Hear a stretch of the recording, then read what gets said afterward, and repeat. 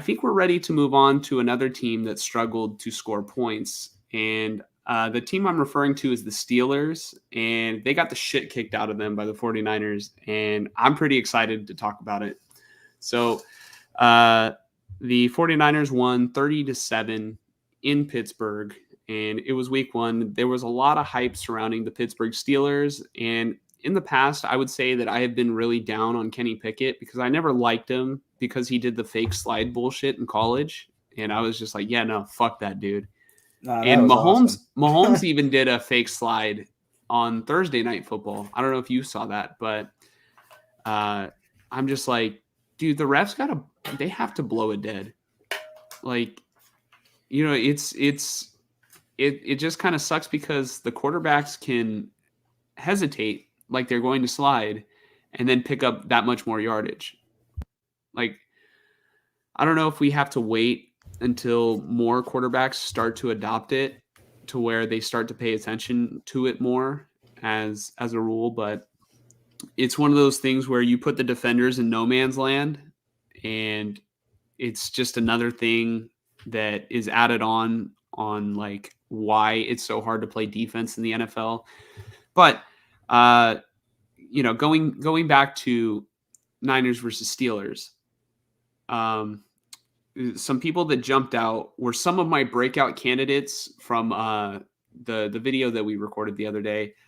My two breakout players that I predicted. I had one breakout player predicted, and then I had an honorable mention. So the breakout player was Brandon Ayuk, and this is like a season-long breakout. But it was just it made me feel good that I was able to, I guess, accurately depict what was going to go on in the game, or accurately predict what's going to go on for the season, and it translated in the first game.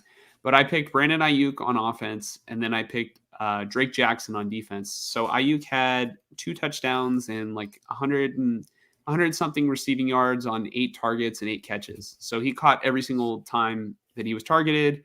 And not only that, but he had a pretty sweet block on, I forget if it was a screen or if it was a run to McCaffrey on the left side, but Ayuk went in and knocked a defender down. So, I think it classifies as a pancake. He blew that dude up. I would say it's probably a pancake. Yeah. Yeah. The way I always kind of thought about pancakes is like when you end up on top of the player, and like actually like pancake them to the ground. But I mean, I feel like the stat is mainly or has been recorded like anytime you knock a player down. Yeah. So Ayuk had a tremendous game, and he was a difference maker. And I was extra happy because I doubled down on Ayuk, and I picked him up in fantasy this year. My league mates were kind of giving me shit for reaching for him, but I knew what I was doing. I had this feeling for a while that Ayuk was going to break out this season. And so he had a big game. Drake Jackson on the defensive side, my honorable mention for breakout, he had 3 sacks. And I want to say that came in like the first quarter or the first half. Well, he had 2, I think, in the first half, and I think the third one came later in the game. Yeah, so Drake Jackson just, he balled out. Yeah. And Brock Purdy played really well. It looked like he didn't even miss a step. And I'm just super excited because like it finally feels like a team that is like steamrolling bad teams. I know there were like, some low points in the preseason. It's like, do the Niners have enough depth? I mean, so long as the Niners stay healthy, they are the team to beat. Like Brock Purdy, I feel like it's still a relatively small sample size, and I don't know if it will be good enough to win a Super Bowl, but it's hard to imagine if the Niners are operating the offense as efficiently as this, and if Brock Purdy's distributing it to the playmakers, who the hell is going to stop this offense? If everybody stays healthy, knock on wood, right? Defenses have to hone in, like the defenses are already like pretty thin as we speak, like in the NFL. There's not a lot of very deep or very great defenses anymore. it's mainly just like great offenses, and it's become sort of a pissing contest and like shootouts in the NFL. But or just two bad teams just struggling to score, or that's sort of what the game has evolved to. But the Niners have probably, if not the best defense, then one of the best defenses in the NFL. And they made Kenny Pickett, who had been propped up all offseason, look terrible. And, Kenny Pickett looked good in the preseason, and he had been getting, pretty good training camp reports. And they made Kenny Pickett look like how he did at the beginning of last season. So, props to the 49ers defense. Charvarius Ward also got an interception, and Hufanga also got an interception. So, it was it was almost great too, because when he was returning the pick, Hufanga lateraled it, and I wish I would see more players try and do stuff like that, because that was I literally was just thinking about NFL Street. I was like, dude, that's fucking sick. I wish more players would do that, but obviously it ended up being a forward lateral. Yeah. Which I feel like that's why players don't do it, because half the time when they're running at full speed, they go to pitch it, the ball goes with their momentum and it ends up going forwards. Yeah. You need to really throw it backwards to if you're running, but if you stop, you're getting tackled, and then you kind of go like this to a guy right behind you, then it works. But yeah, when you're at full speed and the guy's about to hit you, and then you just, it's gonna end up actually going forward with you, and then the guy catches it in front of where you were. It's a forward pass. I'll let you keep going. I have to disagree on the Niners being the team to beat, and maybe you mean they will be this season.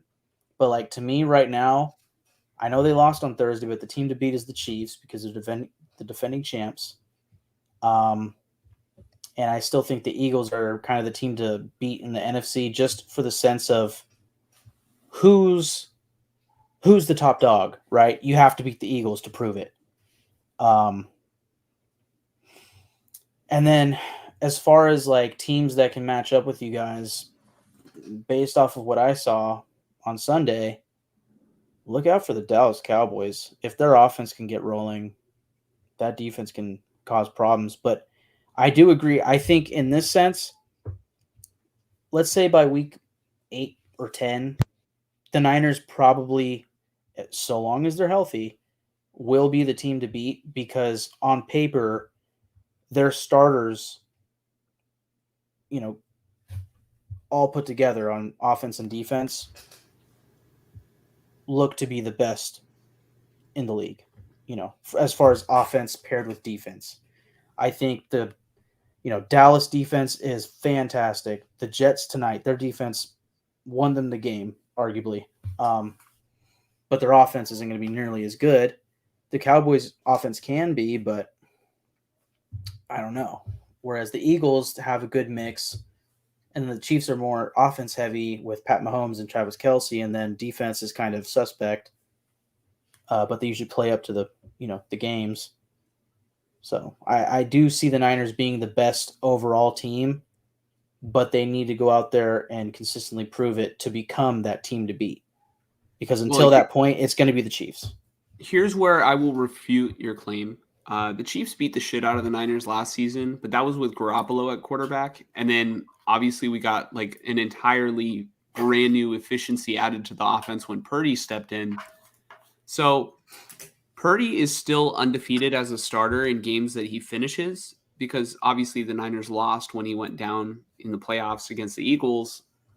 And the Eagles will be a great matchup and a great measuring stick. I kind of get bad vibes on the Eagles this year. Not because they don't have talent, but I'm a sort of a believer that Super Bowl hangover does exist. And I know the Bengals were able to go pretty far last season. They didn't have experience any hangover, but look at the Rams. right? And I feel like the Chiefs should go back, and they honestly should be the favorite to come out of the AFC again.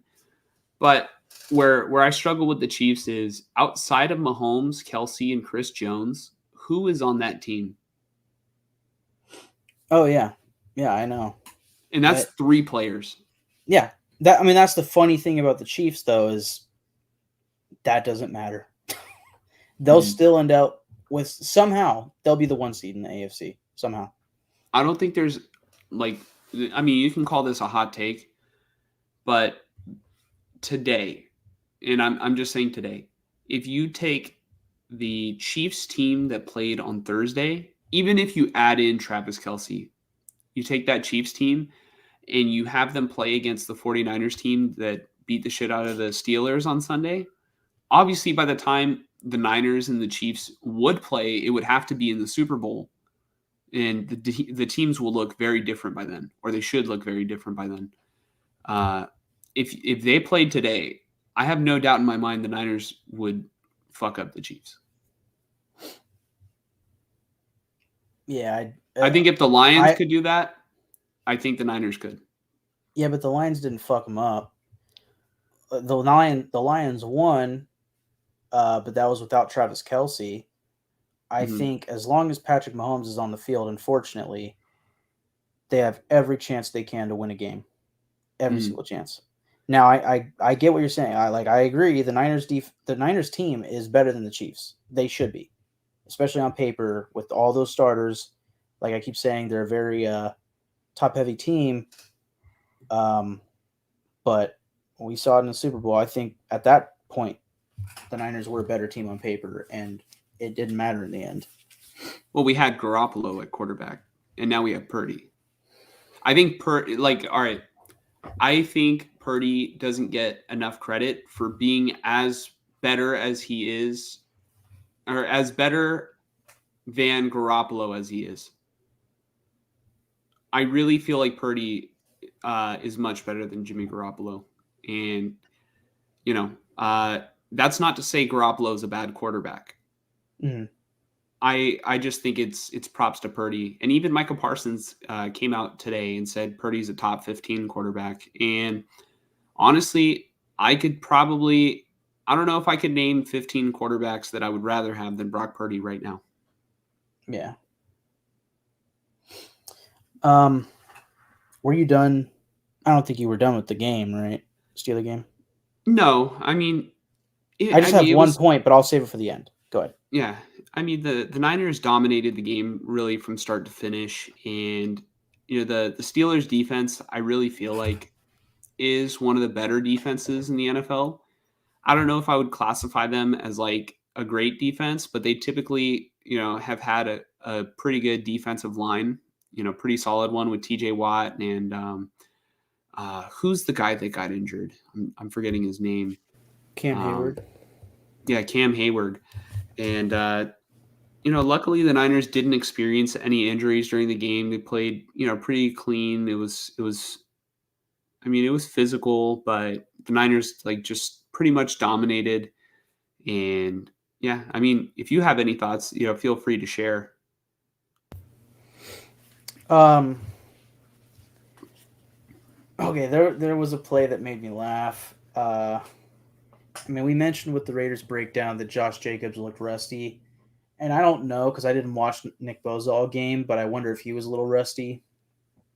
There was a play where they showed a very close-up replay of Nick Bosa getting essentially pancaked by rookie tight end Darnell Washington. And you can kind of see Bosa's reaction. Like, he hits the ground and he kind of gets up. He's like, damn it. Just like, fuck.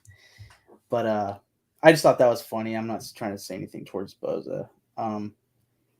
Drake Jackson got all the sacks. I'm sure Bosa was a big part of that, probably taking double teams all game. As far as other things to note, I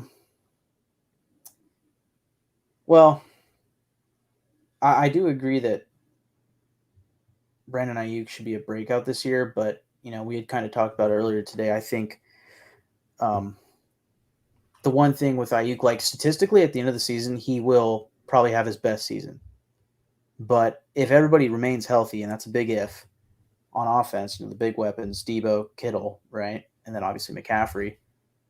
Uh, any given week, it could be any guy's big game. So like this could be Ayuk's game, and then next week they might, who are you guys facing? The Rams. The Rams could focus on covering Ayuk, maybe down the field and stuff, or in the red zone or whatever, and then it ends up being a big Kittle day, right? Like almost every game should be a big McCaffrey game, and then which receiver is going to ball out? Like it's not always going to be two guys; it might just be one guy here and there, and then the next week it might be a different guy.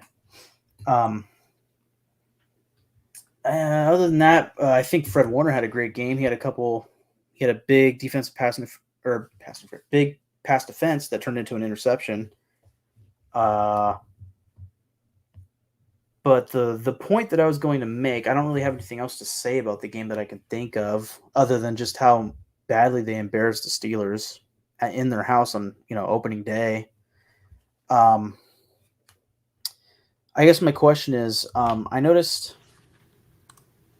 I saw a TikTok where this guy was talking about the Niners cap space. They just signed Nick Bosa. They, restructured the contracts of two guys. I think it was Kittle and somebody else, and created a bunch of cap space. They have like $43 million in cap space right now, right? Yes. So they are prepared to do anything necessary this season financially for this season. Now, I know a lot of people say the cap space is a myth. If a team really wants to, they can do whatever the fuck they want. They could just push that stuff year after year after year, right? And they keep restructuring and figuring it out later, pushing it back. And certain teams can afford to do that. Some teams maybe can't. But usually see the teams that are really loaded and like trying to win now, they're willing to do that where it's like, all right, let's push it back. And then the ramifications end up being this year and last year's Los Angeles Rams, right? Where it's like, on paper, this team looks like shit. They had to get rid of everything because they're taking those ramifications financially. In a year or two, they'll be back to normal.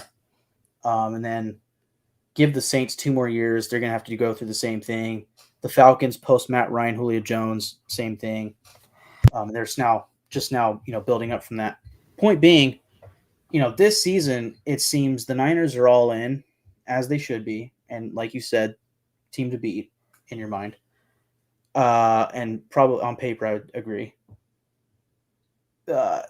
If they don't win this year, I'm really curious to see, even if they do win, I'm curious to see what happens to this roster moving forward after this season, because their cap space has to look horrible after this year. Yeah, no, I agree. It's I was thinking that they had some like ways out, like maybe Trent Williams might be on the way out, might retire or whatever, but then again that leaves some dead cap.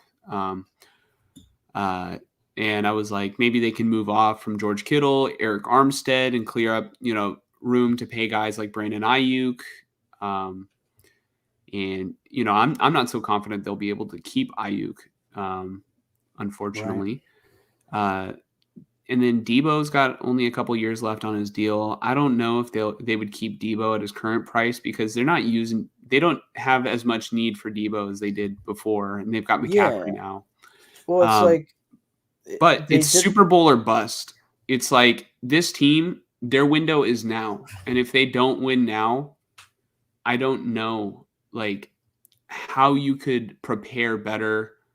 They are in like it's going to look really bad on. I mean, it's already looked bad on Shanahan and Lynch that they haven't won already, given how close they've been, how many times with such a loaded roster. Yeah. But this is like, I mean, the players are getting old. It's the window is getting closed shut. It's now or never. And I think they realize that. That's what it feels like. And then what will end up happening, I think, is you have Bosa locked in. I'm honestly, I'm going to give you the prediction right now. I think that Debo Samuel will get traded and Brandon Ayuk will resign. So long as he has the big season this year. If I he would has rather that keep big year, Ayuk than Debo long term. yeah, yeah. I don't know the age difference, but I like what you were saying. They used Debo to his ultimate roof of his potential, and then re-signed him to a mega deal. And then after signing him to that mega deal, they have not utilized him the same at all. It feels like they're using him at his floor. So it's like you're almost paying for half the player that you signed him to be. I mean, And that's why luckily, I was yes. hesitant on paying him in the first place because I'm like, you're gonna essentially. I mean, you could have had the liberty of having that money to go towards a quarterback, one that would change this franchise, like forever, because you wouldn't have to pay Garoppolo and you wouldn't have to pay Debo, and both their contracts combined would have been like $50 million in cap, and that Yeah. you can pay a franchise guy. Well, that's The kind of age where I'm difference going. is Okay. 2 years between Ayuk and Debo. Debo's 27, Ayuk is 25. Oh, that's too obvious to me. I think Debo going into his 28th year is right where you want to trade him. I think this offseason they trade him. I don't know how many years he has left. I feel like this is year 2 out of 3 on his contract, right? I think, Or maybe this is year 1, technically on the extension and the out of extension, 3. and then out of 3. So then I he'll think have so. 2 more after this year. Let me Okay. check that. Let me check that. Okay. While you So say what you were gonna say. maybe they keep him next year and try to run it back a little bit, and maybe they're able to keep most of their guys. Like I would say, Boza,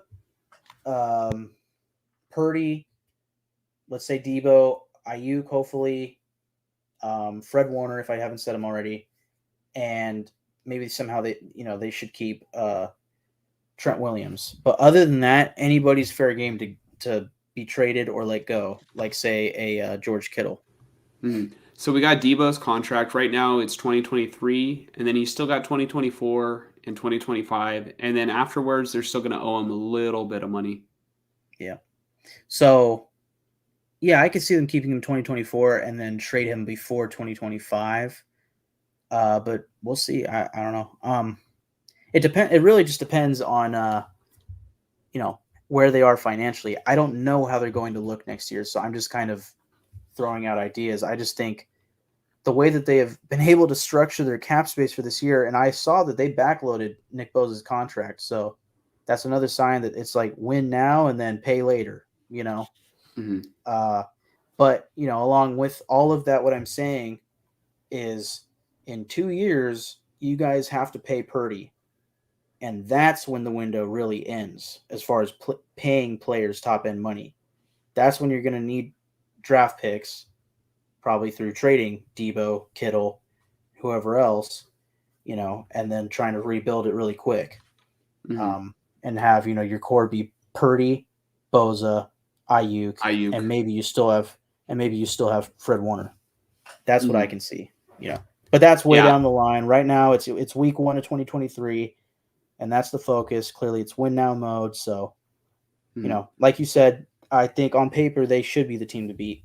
Although I still think the Chiefs and Eagles have a lot to be said for that. But give it till week 8. We'll see where the Niners are, and they might be that team that's like, good luck beating them.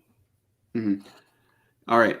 I definitely agree, and I've thought about like everything that you said, and just sort of wrap up Niners versus Steelers. Niners played an excellent game, and I want to give credit to Kyle Shanahan for having the team ready. They didn't get out to a slow start this season, or at least not in week 1, and I'm hoping that that they can carry the momentum onto week 2 on the road.